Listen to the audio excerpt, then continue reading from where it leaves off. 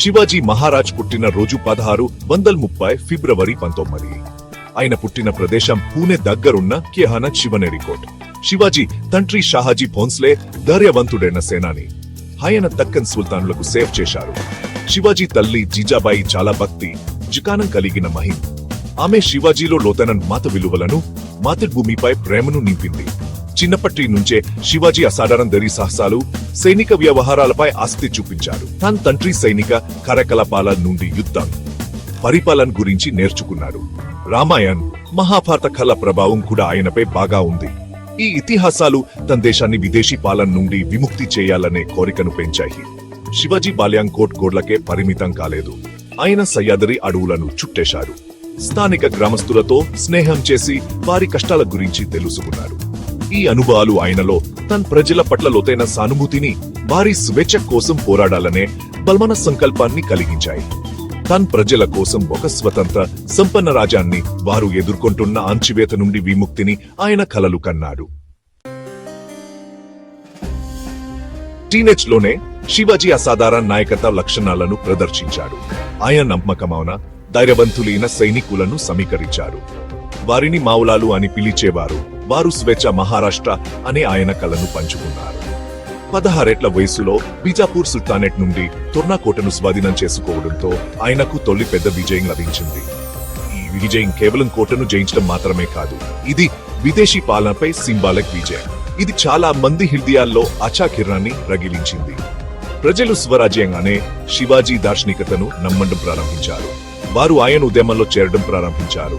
శివాజీ సైనిక ప్రతిభ ఆయన వినూతన వ్యూహాల్లో ఉంది.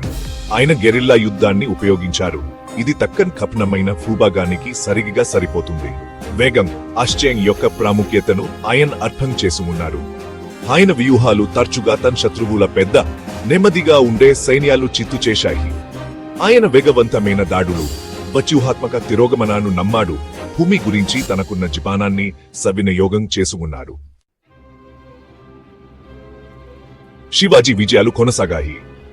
ఆయన బీజాపూర్ సుల్తానేట్, మొత్తలుల నుండి మరిన్ని కోటలను స్వాధీనం చేసుకున్నాడు. ఆయన చేసిన అత్యంత సాహసోపేతమైన సాహసం ఆగ్రా నుండి తప్పించుకోవడం. మొత్తల్ చక్రవర్తి రంగజీ ఆయనను జైలులో పెట్టాడు. కానీ శివాజీ మొత్తలులను మించి తన మాతి భూమికి తిరిగి వచ్చాడు. 1674లో శివాజీ తనకు తానుగా అత్రపతిగా పట్టాభిషేకం చేసుకున్నాడు. దీని అర్థం గొడుగు యొక్క నాయకుడు. ఇది ఆయన సార్వభౌమాధికారాన్ని సూచిస్తుంది. ఆయన బలమైన, సమరవంతమైన పరిపాలనను స్థాపించాడు. భూమి ఉత్పాదకత ఆధారంగా ఆయన రెవెన్యూ వ్యవస్థను ప్రవేశపెట్టాడు. ఇది న్యాయమైన పన్నులను నిర్ధారించింది మరియు ఆర్థిక వ్యవస్థను పెంచింది. శివాజీ పాలన సహనంతో గుర్తించబడింది. ఆయన అన్ని మతాలను గౌరవించాడు మరియు మతాన్ని ఆధారంగా ఎప్పుడూ వివక్ష చూపలేదు. ఆయన కళలు, సాహిత్యాన్ని పోషించాడు. తన ఆస్థానంలో మరాఠీ భాషను ఉపయోగించడాన్ని ప్రోత్సహించాడు. 1680లో శివాజీ మహారాజ్ పాలన విషాదకరంగా ముగిసింది. కానీ ఆయన వారసత్వం కొనసాగింది, రాబోయే తరాలకు స్ఫూర్తినిచ్చింది. ఆయన కేవలం యోధా రాజు మాత్రమే కాదు, ఆయన దార్శనిక నాయకుడు. భారతదేశంలో ఎక్కువ భాగాన్ని ఆధిపత్యం చేసే స్వతంత్ర మరాఠా సామ్రాజ్యానికి ఆయన పునాది వేశాడు. శివాజీ ధైర్య సాహసాలు, వ్యూహాత్మక ప్రతీకతలు ఇప్పటికీ గర్వంగా చెప్పుకుంటున్నారు. ఆయన ధీర్యం, న్యాయమైన పాలన, తన ప్రజల పట్ల ప్రేమ కోసం గుర్తుంచుకోబడతారు. ఆయన ఎప్పటికీ మరాఠా జాతి పితగా, నిజమైన మట్టి